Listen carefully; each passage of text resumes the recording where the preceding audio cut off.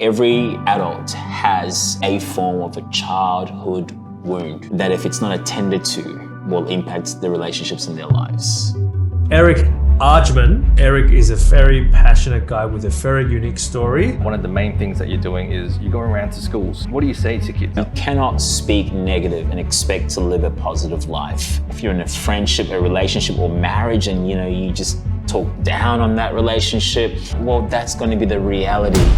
In Australia, between 12 and 25, the biggest killer is suicide. What can we all do to prevent a portion of that or reduce that number? It begins with our words, because unfortunately we've got into a culture where the words and phrases we normalize today, it's heartbreaking to hear.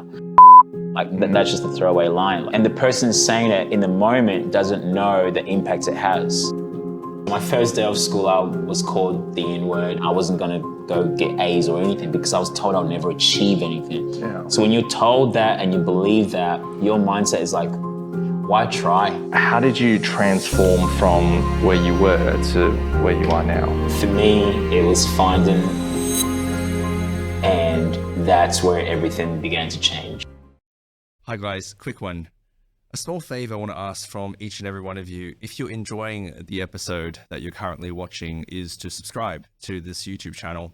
It goes a long way in supporting our vision of the podcast, where we want to go, the guests we want to talk to, and your simple gesture of clicking subscribe is the biggest favor you can do for us. So if you could do that right now, that would be awesome. Thank you so much, and back to the episode.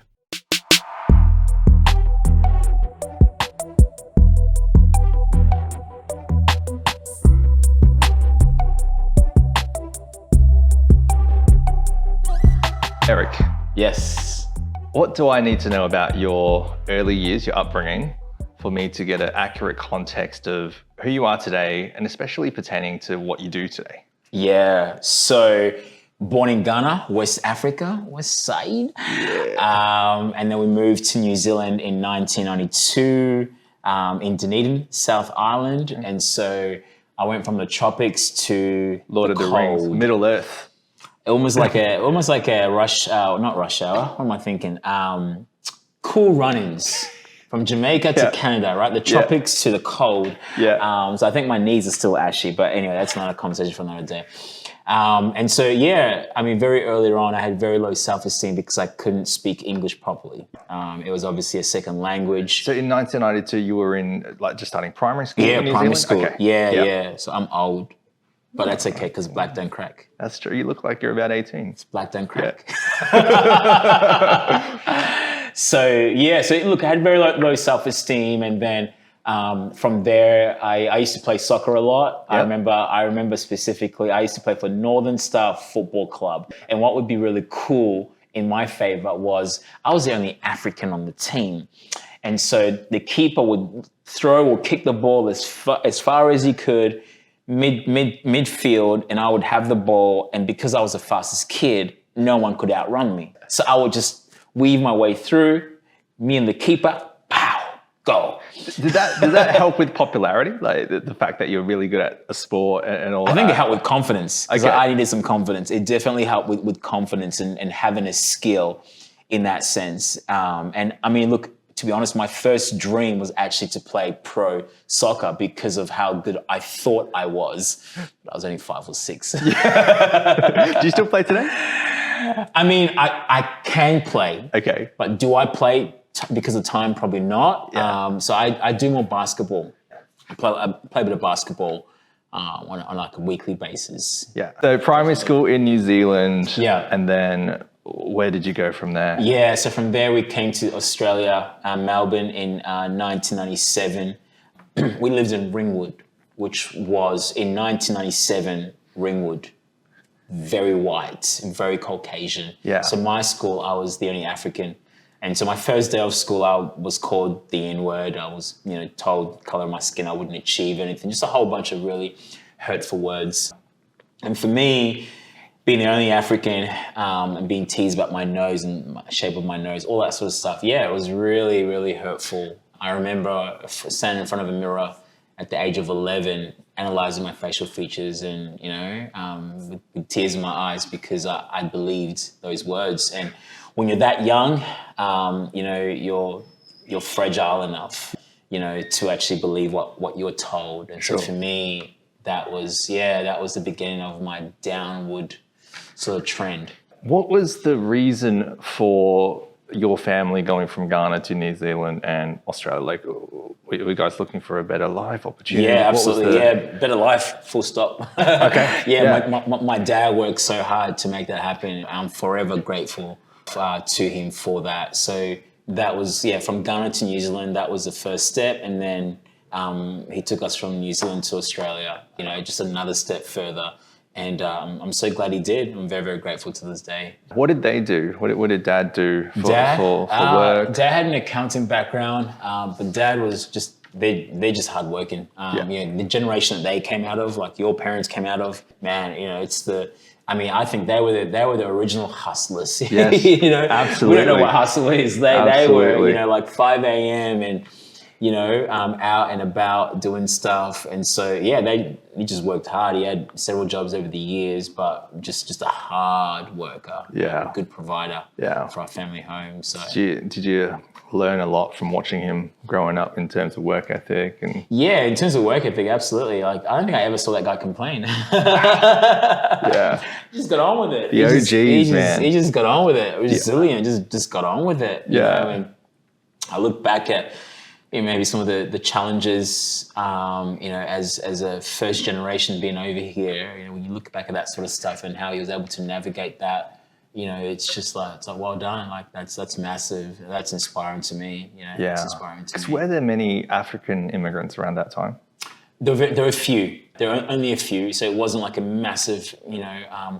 And by that time as well, you know, there weren't too many refugees from other African countries and like that as well. So, I mean, you know, Danong wasn't, you know, was still, you know, predominantly Caucasian, stuff like that. So, Crazy. I remember when I first came to Australia, I was 5 years old, and then I didn't speak the language. And similar to you, I was like the only Asian kid, right? Yeah. And I didn't speak the language, so I was like, whatever. I just existed. By the time I learned English 2 years later, my parents took me on a 2-week holiday, and this is sounding familiar to some of the stuff I'm reading in your book.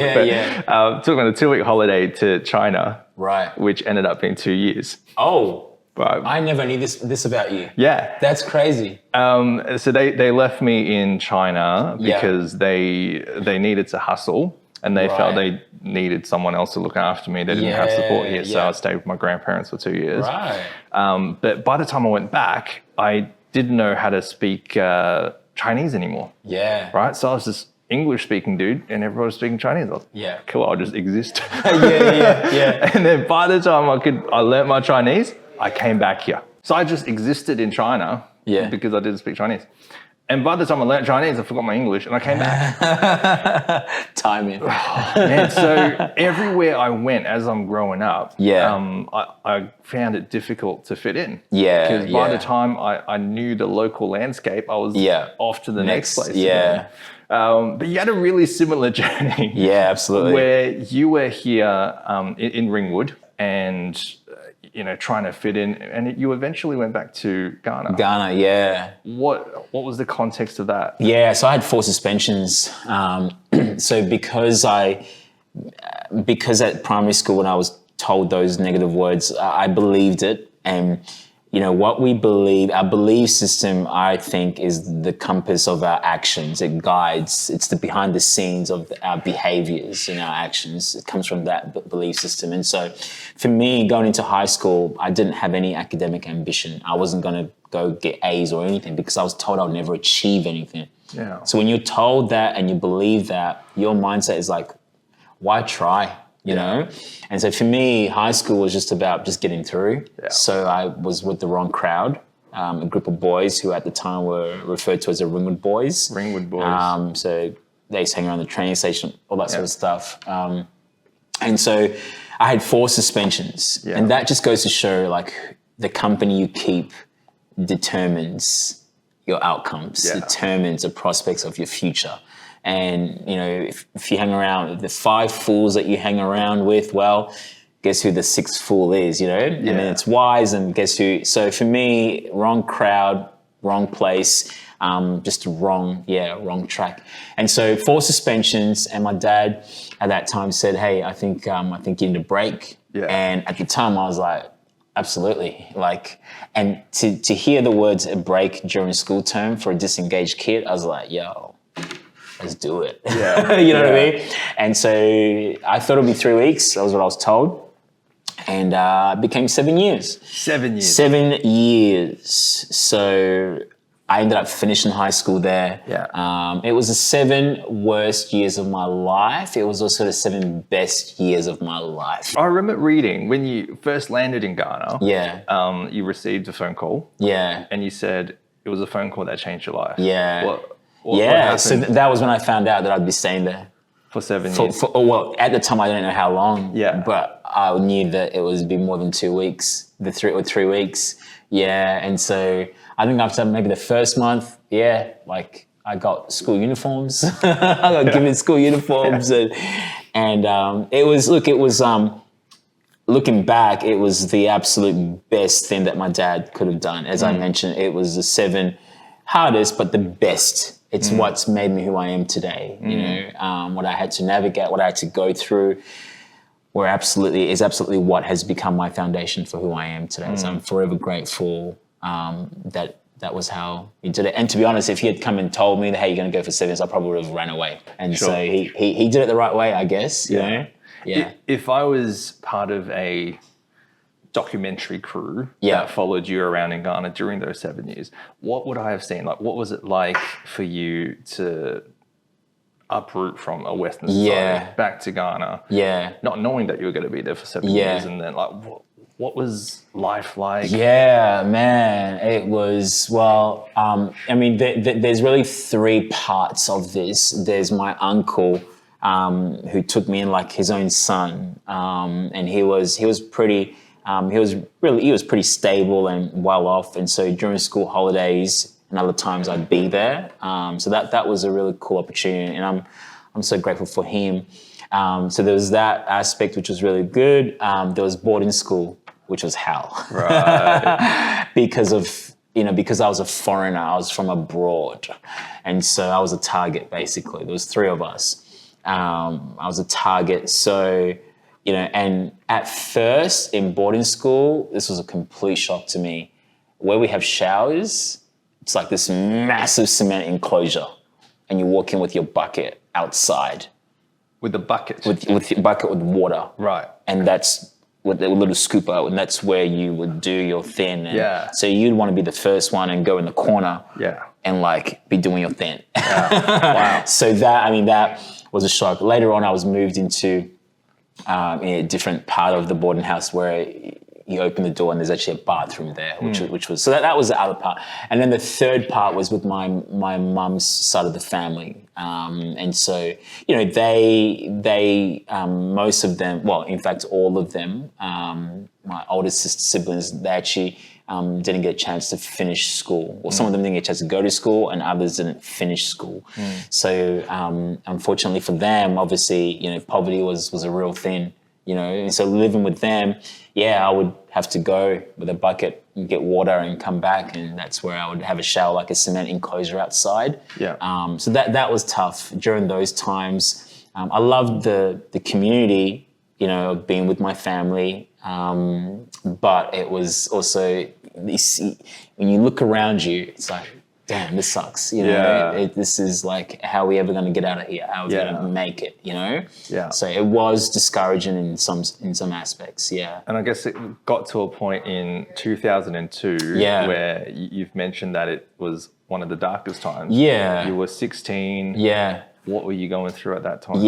Just mentally, just in a really bad place. I think, you know, I love the concept of faith and hope now, because back then that's what I needed. You know, when you see poverty around you, you tend to only believe that that's it, you know? And I think in life, every single one of us, we need eyes of faith and hope to see beyond the current situation, your present circumstance of whatever you're going through that's not positive.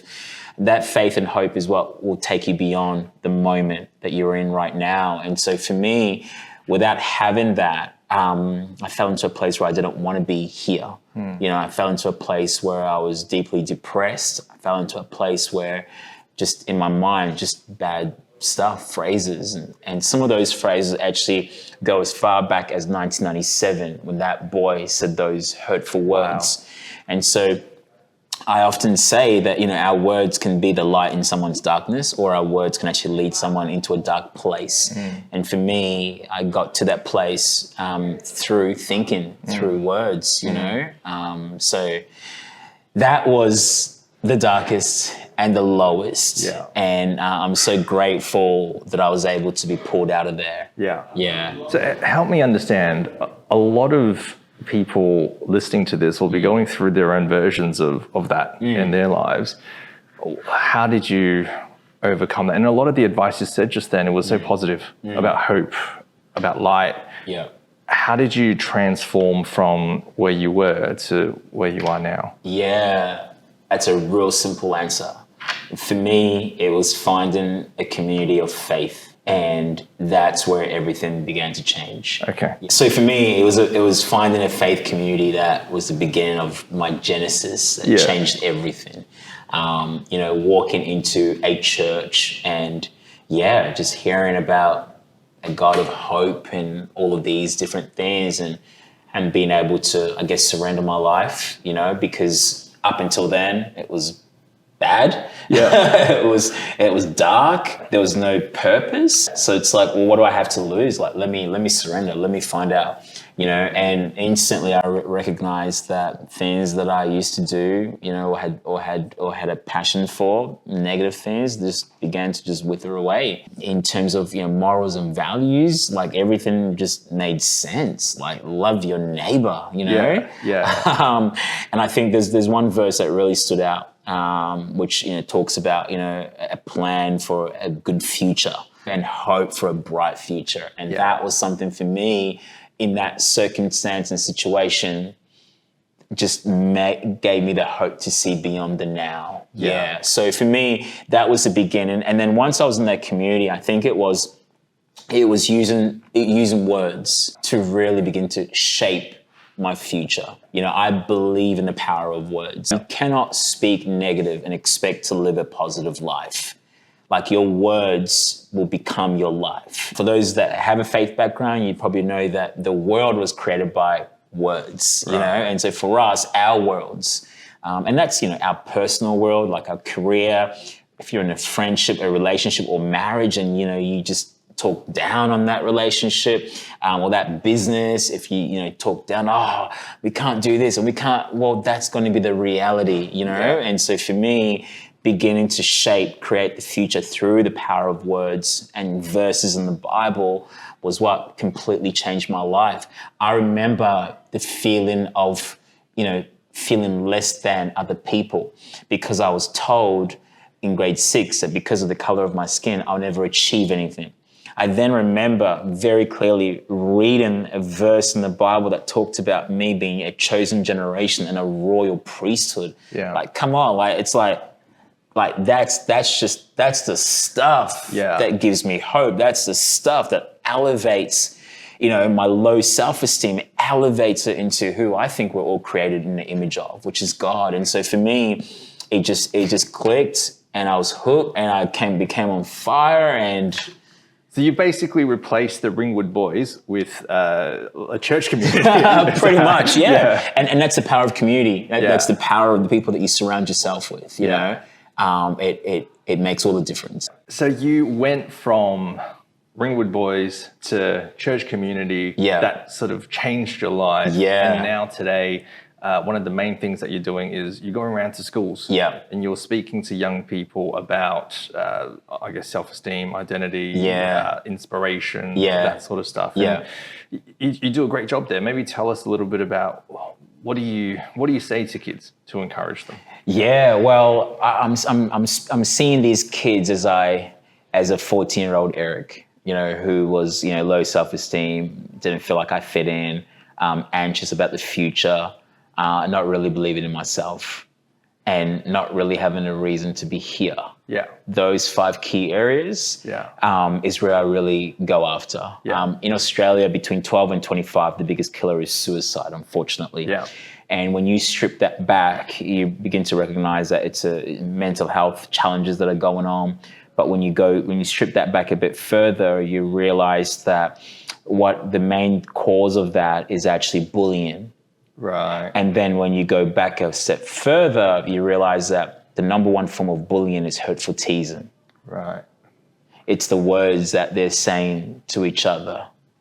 I was going to say, if the number one killer is like heart disease or cancer, which it is for adults, there would be campaigns, education to help minimize that, because we understand that's preventable. Yeah. If the number one cause of death between, you said 12 to 25 is suicide here in Australia, what can we all do to, I guess, prevent a portion of that or reduce that number? Yeah, well, I think it begins with our words, and because unfortunately we've got into a culture where the things that we normalize, the words and phrases we normalize today, it's heartbreaking to hear. Like I'm in schools and I'm hearing kids throw around words like, go back to where you came from. Like that's just a throwaway line. Like that's just a casual phrase. I've heard that. And and the person saying it in the moment doesn't know the impact it has, doesn't know the background and the context of that person and where they're at, doesn't know that like a brick wall that consistently has had bricks thrown at it, it just takes one extra brick for that wall to come down. They don't understand how many times that person's heard it. They just think that they're hearing it for the first time through them, but really it's like the 100th time. And maybe that's the last one that it takes for that person to come. And so I just think that being able to, kindness through our words, wherever we are, whoever we're with, I go through Macca's drive-through a lot to get my hot chocolate with almond milk. And please don't judge me for the almond milk part. I'm still a real man. And, like the person there, I don't know them, but I'm going to smile, I'm going to say please, I'm going to say thank you. It's just those small, simple things that esteem people. If we can esteem people through our words, then I think we're playing a really big and significant role. I was recently in Sydney and we had an event. I was speaking at an event, and afterwards, a few people had some questions for me, so we're just loitering around a little bit. And then security came up to us and said, hey, we're closing off the section. I just need you guys to move on. But the guy did it in such a respectful way. He was so kind and he was like overly polite about it. And I just thought, wow, that's, what a nice guy. Doing a great job. And we walked off, not a problem. We went back to the event for the evening gala, and then I saw him again as I was walking to the toilet, and I thought, I wonder if anyone has told this guy, like, he's doing a great job. Right? I just thought, but it's so random to just go up to the dude and be like, hey, man, good job.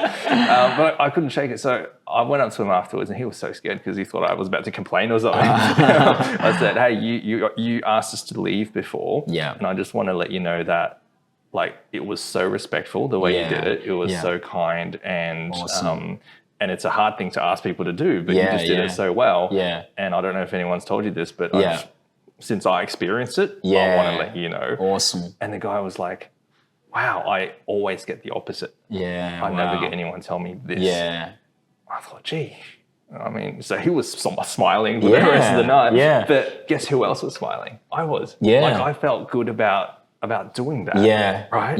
And in your book, you had this analogy, this metaphor of the Good Samaritan, where if you see a girl like ride a bike and fall down, the Good Samaritan would go and help them just because we're human. That's the human thing to do. But then you also mentioned the not so good Samaritan, where if you see that happening, someone may go up and tease her and be like, hey, you suck at bike riding or whatever. What is it about us as humans, even adults, not just kids, even adults, that sometimes we behave like the not so good Samaritan? Like, why do we do that? It's I mean, look, there are some things that happen, and you just automatically laugh. You think it's funny, right? Yeah. But then you should be able to snap out of it and be able to offer help. Yeah. I think specifically in the young generation, though, it's a culture of normalizing these things. I mean, would you believe that there are Instagram pages where people upload school fights of someone being bashed, upload it on Instagram, and then there are in the comment section, people are praising and the that person. doesn't get taken down. That doesn't get taken down, no. And they're praising the person that's behind this, that's punching, that's hitting. It's like it's almost like they're celebrating them. And so when you grow up in a culture where it seems like most people are so desensitized from care and empathy and kindness, you almost think it's just normal, you know? And so yes, when you're out there in the public and you see something happen, you're just like, that's not my thing.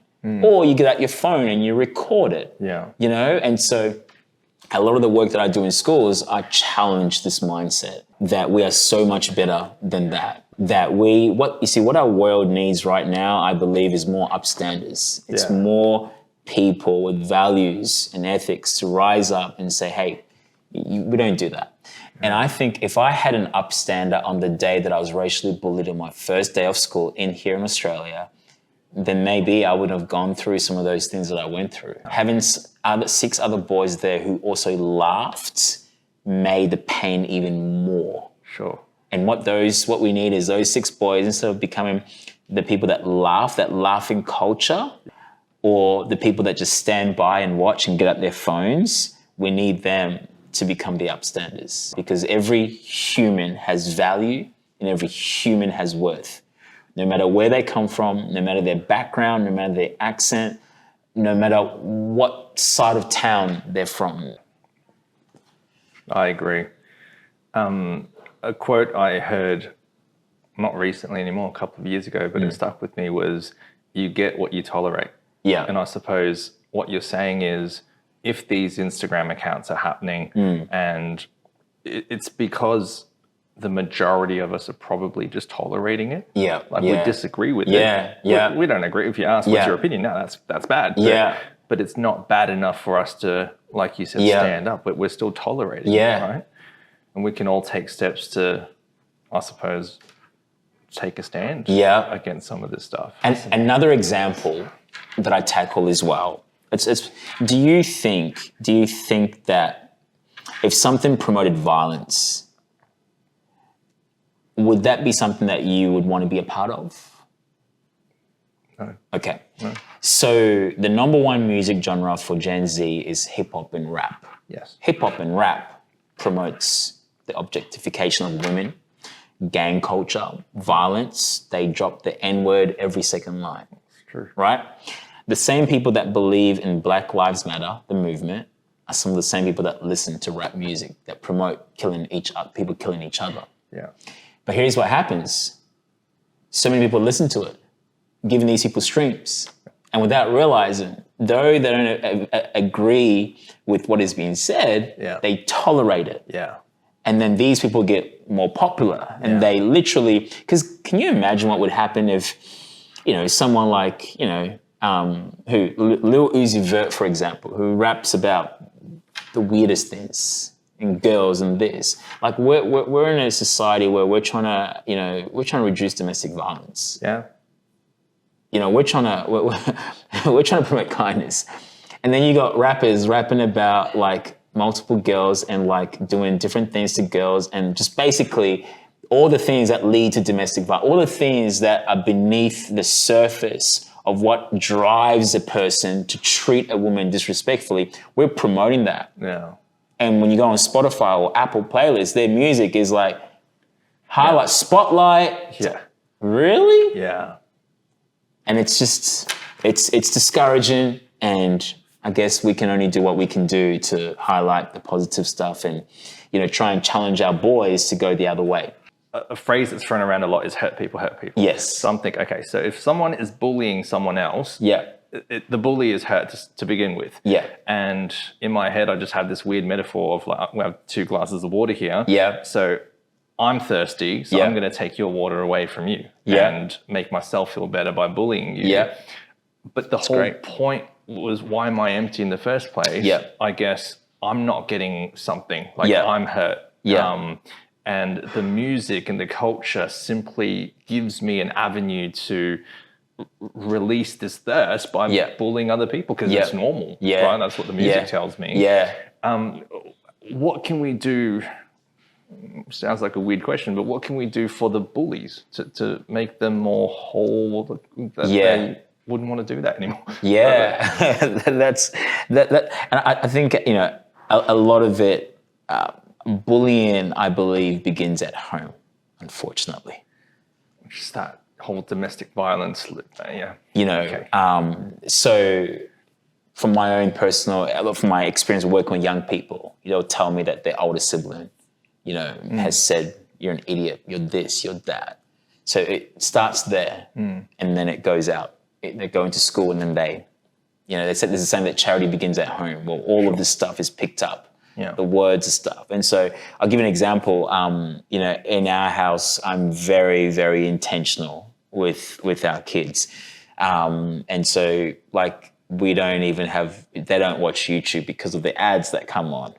And the ads targeted towards kids too. Sometimes. Well, but sometimes you're watching like something that's kid related, but the ad that comes is not kid related. Right. Okay. You know, and it's like, you know, even with the visuals, we're trying to protect them and trying to, you know, be careful what we normalize. The way I speak to Sandy, the words I use, do I swear? Do I do this? All of that, they're picking all that up. Of course. Then they go and spread that outside. Yeah. And so I think it's the home. And so, you know, we run a father and son program camp. And a lot of that is because we want to position fathers as the heroes in their son's life. Yeah. We want them to be able to pass on some great values and morals that the parents have learned over time as well, you know? And by doing that, we wanna elevate, you know, the focus of the value of family. Yeah. And so I think that we need to look at, if we're gonna try and dig away at these societal challenges, we need to go home.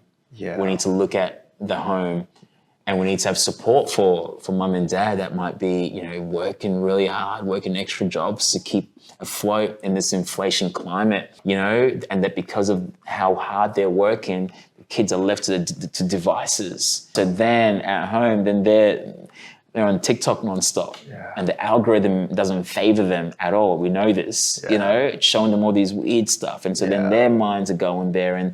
And so it's something that we've seen that we're really passionate about, you know, with how we do our programs. Our teen boys mentoring program, we have like every fortnight, we have a family like session where it's the kid with their parents, and we just go through some stuff that might be going on, you know, just to get them all on the same page. And, you know, we're trying to get the son to show honor to the parents. We're trying to get the parents to be more understanding, show empathy, and express love in a way that the young person can receive it. You know, because a lot of young people, though their parents are present with them, they feel their parents are absent. That's true. Because how our parents grew up and how they thrived is completely different from this generation of kids. You know, and I guess, you know, in marriage there's something called the 5 love languages. Sure. I think that needs to be extended beyond marriage into just everyday human life. Everyone has a love language. And so when it comes to the relationship of parents and children, you know, parents need to be able to learn what the love language is. Yes. And so, you know, we throw out challenges to parents. For example, you know, take your son or daughter out to a cafe and actually talk about, hey, what are you passionate about? Hey, what's something that you do that you really love? And you'll be surprised to hear what they say compared to what they've been receiving. So if parents can give that will actually feel the tank. They will feel seen, they feel recognized. And when they feel those emotions, you know, when they go out into the world, well, guess what? You know, their tank is full, or so almost full. They don't need to seek validation from their group of friends because mom and dad validate them. They don't need to seek approval because mom and dad have approved of them by going to the weekend sport game where they were cheering them on, and you know what I mean? Like, you know, when mom and dad at night, my boys, my wife and I, either myself or my wife, will always go through a set of affirmations with them. I mean, even our babysitters do it for us when we're both not there on a date night.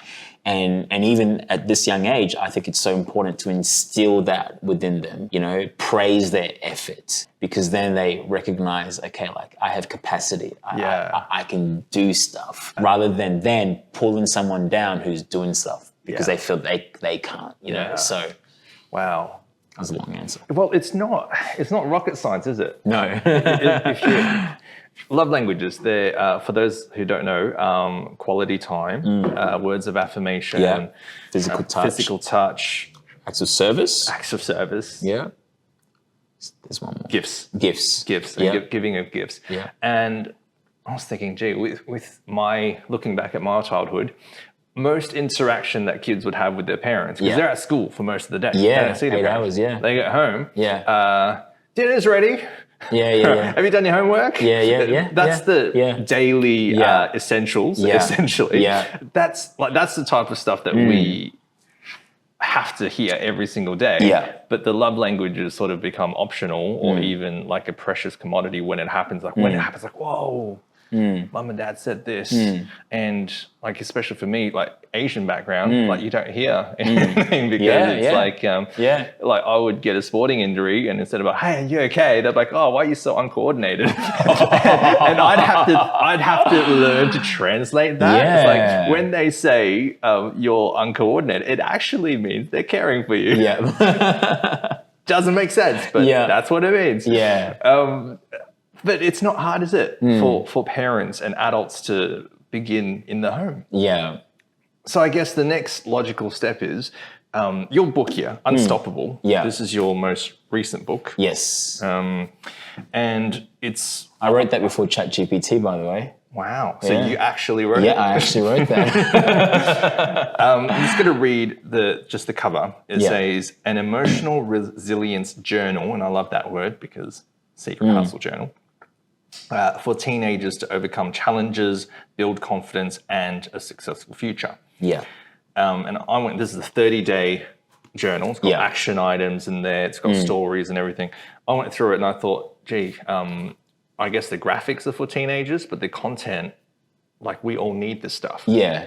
And it reminds me of this Tony Robbins quote, which was, heal the boy, and the man would appear. Yeah. That's so good. I heard that, I was like, wow. Yeah. Heal the boy and the man will appear. Yeah. If we move on to a conversation about adults and perhaps adult men or women who need to heal the boy and the girl, what can we do what's the first step for us to begin that healing process? First step is, and I've been on this journey myself and it's changed my life. The first step is to reflect. So whether it's through journaling or whatever it is, to reflect. I think every adult has a form of a childhood wound that if it's not attended to, will impact the relationships in their lives. They say if you don't heal from what, from your bleeding, then you'll cut other people's, something along those lines. And so for me, counseling is massive. Obviously, we run mentoring programs, so I understand. I appreciate the value of having a coach or a mentor, and I feel like every human should have some sort of a life coach. I agree. A counselor. I mean, we have business coaches because we want to smash, but whilst we're smashing through the business goals and reaching personal trainers, right? Yeah. While we're doing all of that for the outward, for the appearance, what about the childhood boy or girl that never went through healing for the stuff that they went through their parents or through friendships, or maybe it was a really nasty breakup, relationship, or even a marriage, like all of that. We tend to find ways to suppress it. We tend to find distractions, thinking that if I can just distract myself long enough, it actually only gets worse. And so for me, the start would be counselor with the purpose of going back to unpack some baggage that we've been carrying. And do you have to know what that baggage is before you go? No, they're there to help ask questions that'll cause you to answer. And as you speak out loud, you begin to recognize, So it's almost like I don't have to know that there's a problem, but maybe I'm just feeling something's not right. Like I'm just a bit more like frustrated than usual or whatever. Yeah. Go see a counselor. Yeah. Maybe that was due to something that's unresolved in the past. Yeah. And there's nothing wrong with that. Like I'm not weird. And here's the thing. Me going to seek help is actually a sign of strength. Sure, I agree. Personal development. I want to be better. Like, why be average? Yeah. I want to be better. And even if it's just talking to someone so I can get my thoughts out and have my own aha moments, that alone is worth it. Like to say that, I hate the phrase, counseling is weak. Bro, that's one of the strongest things you can ever do. Because you wouldn't say getting a personal trainer is weak. Right? You wouldn't say. Or getting a business coach is weak. Yeah, right. Because you want to hit your 7-figure goals. Right. But here's probably the greatest reason for this. As an adult, when you don't seek this sort of support to grow and you bring children into the world, they become impacted by your wounds. Yeah. And that's why you hear the phrase generational this, generational cycle, generational this. So for me, I'm trying to heal as much as I can so I don't put on any baggage to my kids. I used to have an anger issue that I thought was dealt with on my own with no counseling. When I got married, I realized it wasn't dealt with. I went to counseling, and this counselor was able to help me pinpoint that anger actually stems from when I was 13 years old and I was racially bullied. And I felt like my teachers didn't do anything about it. And deep down, there was a rage within me. For a 13-year-old Eric, there's a rage that was never addressed, never given expression of. I went in, and over time, I began to unpack and take that off. Because I don't want my boys to see me angry, like in a way where I cannot control my emotions, And so now, I teach this in my Boys Number One program. I give them examples, you're in the car, you're driving, and someone just cuts you off. Like, you're going to get out and start, what are you going to do? Because we live in a culture where it's like you have to be a man, and a man means that you have to retaliate. I'm like, but you don't know what that person has in their car. Like you just don't know. You don't know what they have in their pocket. To go and use your hands, it could end you up in hospital. There is a different whole approach to dealing with situations when you feel angry. So it's important to deal with that. And so for me, a lot of what I do is, honestly, it's for my kids, man. I'm thinking of my kids and their future friendships and relationships. But it starts with the family. It starts with the family. If they're full, they go out there and they're able to perhaps stand up to a bully when they witness it in school. Absolutely. Right? Yeah. Eric, I want to talk about the concept of affirmations. And I'm in two minds about this, but I think I have a theory, but you tell me. There's a lot of affirmations in here, in the book. Yes. At the end of every chapter or day, there's something that a teenager would repeat and tell themselves. And there've been studies that suggest that is hugely beneficial to a young person, especially when they may not receive it from home or from school. Now, moving on to adulthood, there's a lot on Instagram. And I see people share it of I am enough, I am this, and you have everything you need and all that sort of stuff. Okay, well, I agree with that statement. I just don't think you do, though, but you're sharing it. And recently I heard a study where affirmations can actually be detrimental if you proclaim it and you have that self-affirmation process, but you don't actually believe in it. So when you say, I am enough, but you don't believe it, that process is actually detrimental to your healing. Why is it different between adults and kids? And as adults then, what can we do? Well, I remember there was a time where Dwayne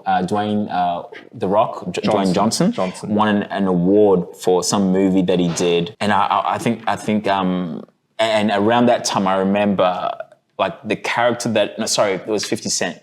Actually won some sort of an Emmy or whatever it was for a role where he had to lose all of his weight. Like he was skinny, as if he was like I vaguely ill. remember that. Yeah. So I remember doing some research on it, but it took him 6 months to like go through that process. And every day, like he had his script that he was reading.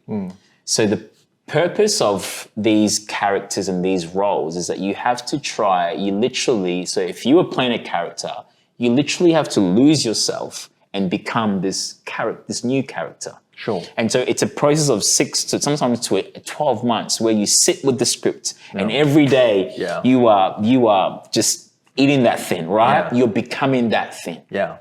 And I find that the disconnect between affirmations working and not working is potentially because we don't actually sit with it and immerse ourselves in it enough. Right. So it's just a catchphrase that we hear, and so we repeat it, but we didn't really understand what it means. Social media timing. Yeah. So when I say I am worthy, I can give you a whole context of that.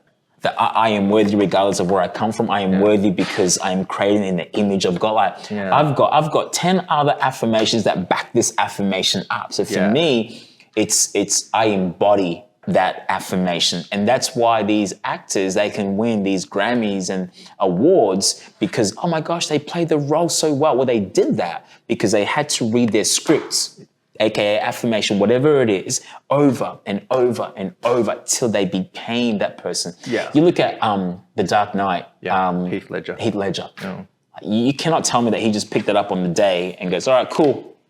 One take, let's do it. No, that was so many months of embodying that role and that character through those words for him to become that. So sounds like my science brain is kicking in, like evidence-based affirmations then. Yeah, right? That's right, absolutely. So it's not just the word, it's, okay, critique it, why? Yeah, why, absolutely. And then how can I provide myself evidence to actually believe in it rather than just say it? Just say it, absolutely. That's great. Yeah, and so I think that every individual should have their own top 10, that is them. Yeah. I was at a school, an all-girls school just 2 days ago, and we actually did an I am, I can, I will affirmation thing, right?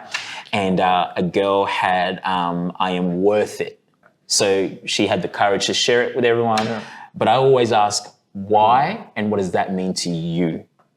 And then she went on to say, because, sometimes I feel like this and I just need to remind myself that I matter. And I was like, that's it. That's it right there, And so I literally said to them that these affirmations you've written down, it might seem like just a bunch of words, but I'm like, these can literally be, when memorized enough and when you embody it enough, these will be the light that you will need when you go through that dark time sometime in your life. And we all go through dark times, don't we?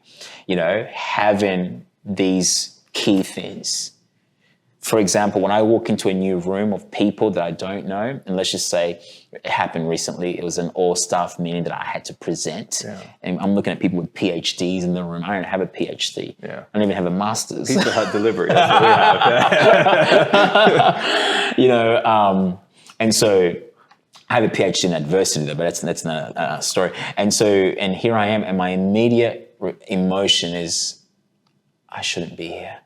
I'm not worthy to be here. But then straight away, I tell myself, I am worthy. And wherever I am, I have something to give. So if I don't feel worthy, but I want to, I'm sick and tired of feeling insecure everywhere I go. Where do I start? Do I start with Instagram affirmations? Do I go to counseling? What else can I do? Yeah, well, I mean, that feeling of lack, I think it begins with reflection.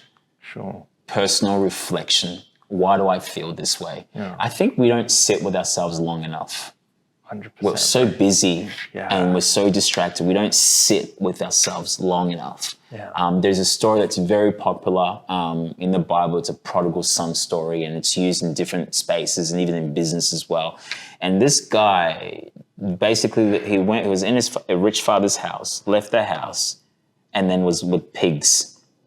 Then it says that when he realized realize his state of where he was and where he used to be and what he could get from where, his dad's house, it says that he got up and he made steps to go back to the Father's house in his rightful place. But how all that happened was he reflected. It says he thought to himself. The another translation says, and when he came to his senses. Oh. And we all need a time to reflect. And maybe it's every month. Like I try once a month to just reflect and go through my goals. I listen to Audible, I take notes. Yeah. But once a month, I go through those notes to refresh myself. Because we're humans, we forget stuff. Like sometimes I forget my wife's favorite restaurant. I have to open my Evernote app and go, okay, because I've written it down there. You know what I mean? Yeah. And so we need that time to reflect. Reflect on what's not going right. And ask yourselves the hard question, why isn't this going right? And then seek ways to address that, no matter how confronting or challenging it may be, because that will produce some incredible outcomes. How old was that girl who said, I'm worthy in the school? That was year 10. Year 10, school in inner city Melbourne. That's about, like 16? Yeah, 15, 16, yeah. So I'm just thinking so many people who perhaps never got that message or were just not paying attention when you were speaking. Yeah. They never got that when they were 16. So they would carry through life without that. And then there would be so many symptoms that, and you wouldn't even know that it could have been fixed at that moment in school. Yeah. If she just got that. Yeah. Yeah, wow. Yeah. So on your journey, Eric, were there any personal lessons that you've learned through all of these things that you do? In business, I've learned that the thing that you're doing is never the thing. It's just the thing that leads to the next thing. What I mean is, let me break that down for you. Yeah. When you take one step, that step is never it. Sure. That step is just to set you up for the next step. So, personal story, I love fashion, and in 2009, I started a t-shirt brand. I remember. You remember? Yes. Okay. Yes. I think you wore some. Were you a model? I was a model. You're a model. Yeah. Did I ever pay you? No, I didn't. Sorry, bro. No, I'm still waiting. I gave you an invoice. I'm still waiting. But here's the thing, right? I started that t-shirt brand, and I thought that was it. I'm like, I'm gonna do a fashion brand, t-shirts. I'll do some hats, right? Cool t-shirts, man. Thank you. And those t-shirts, I ended up going to a school where I was wearing a jacket because we made a jacket. It was winter. And the kid goes, hey, can you make those jackets for us for our year 12s? I was like, what? Because I finished school in Ghana. I had no idea that year 12s wear jackets. So I was like, of course I can. Well, PBBS, the brand, went from being a t-shirt brand to being a school jackets brand. And then as I was doing that in schools, I realized that, no, my actual gift is actually speaking. And then that led to, so it started with the t-shirts, went to jackets, which we've now passed on to a different group now. And then it went to speaking. When I wrote this book, this journal, it was just meant to be just an extension of my message for young people. But then I was at a conference and we had schools order this in bulk. That was never for a well-being curriculum. That was never it. Yeah. I didn't see that. I just did what I could at the time, and that opened the door. So for business, my greatest encouragement is whatever I'm doing today, man, it's just preparation for the next thing. And so I'm gonna be faithful with what I have, faithful with what I'm doing, because that faithfulness will determine how big the door that is opened is.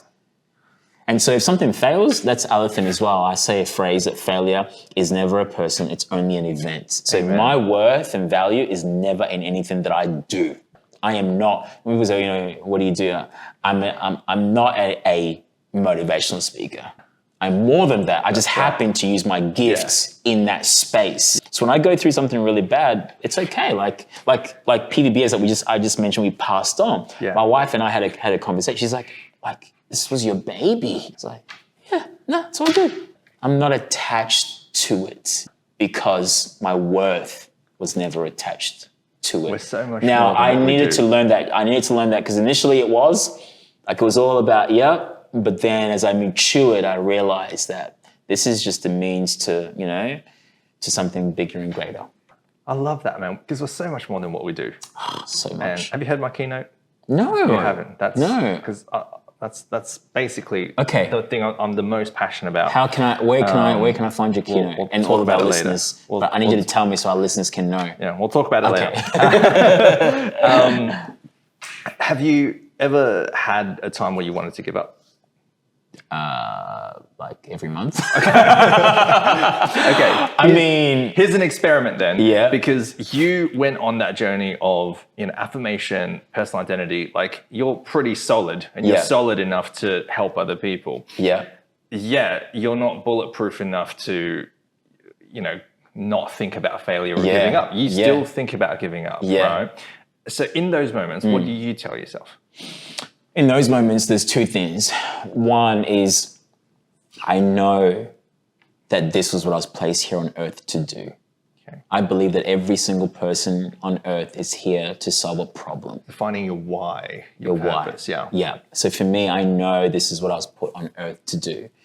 And then two, I look at my boys and the people that I'm inspiring today. I know this to be true, that one day some of those people will become their mentors, because by that time I'll be too old and uncool to be their mentor. And I shouldn't be, because I'm the dad. Yeah. There needs to be a difference between roles. We used to say this about our mentoring program, like it's hard being the parent, the coach, the accountability partner, because that's tension brewing. Like a dad, having to confront his son about pornography. It's like, ooh, like that dynamic has just changed. Yeah. But you bring in a mentor to sort of talk about that stuff with the son. Yeah. And it's like, okay, you maintain this great relationship here while that stuff is being dealt with someone else. And so I know, the people that I'm inspiring, like that's the next generation. Yeah. They're going to be the next ones that my sons will be beneficiaries of their work as well. And so I'm driven by my why, to just keep going. I love that. Sometimes in sales training, we teach people to never talk about cost, but always talk about the value, especially when you're selling something very expensive. Yeah. You don't talk about how much it is, because then it feels expensive. You talk about the value they're getting. And I just had that thought when you were speaking to me, like the cost of any business journey, if you're trying to make a difference, that's going to be high. But you keep going because of the value that you're getting. Absolutely. It's the exact same thing. Absolutely. And I think that value, if I can say, I'm just in my own little world right now, but that value is generational. Sure. That value is generational, that a kid who came through our Boys to Noblemen program that was part of a gang, or that kid that was struggling with worth, being able to turn that around, that's going to be passed on to the next generation, and I think that's what warms my heart to know that I'm playing my small part in families' future. Is there anyone you'd like to thank on this journey? To thank? Yeah. Man, how much time do we have? There are so many people. Obviously, my parents, my dad, my mum, my stepmom, have just obviously the opportunity to be here in Australia was because of their hard work. My wife, she's like the brains, the wisdom behind so much of what I try and articulate. She really helps with that.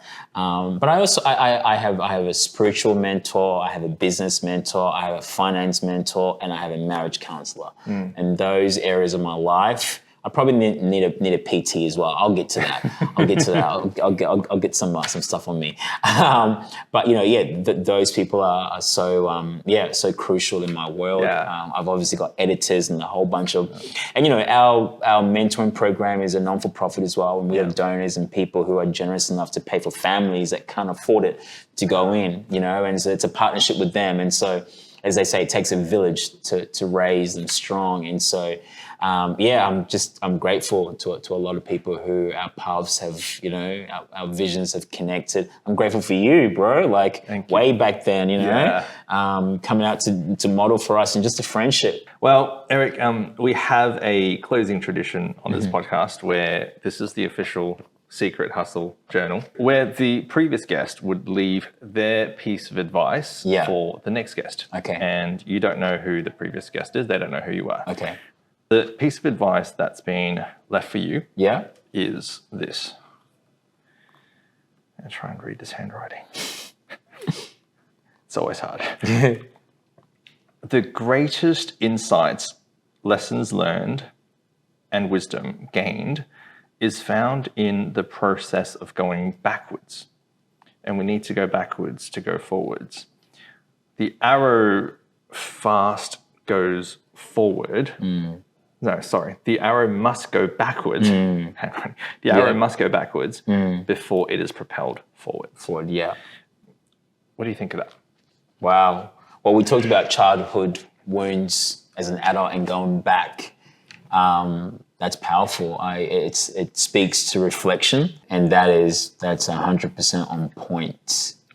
Yeah, because I think this particular guest was referring to setbacks in life and business, but it also applies to what you were saying, which is reflection, thinking about what just happened, and you need to go back before you go forward too. Yeah, absolutely. Amazing. Well, Eric, thank you so much for your time. Pleasure. Thank you. We honor you and the work that you're doing. Thank you. It's changing a lot of young people's lives, and I think it's going to be impossible to really measure the impact that your words make. But like you're saying, in your book, Unstoppable, are you speaking seeds or bullets? And I believe you're speaking so many positive seeds to a young generation that really needs it. So thank you. Thank you, brother. Appreciate it, man.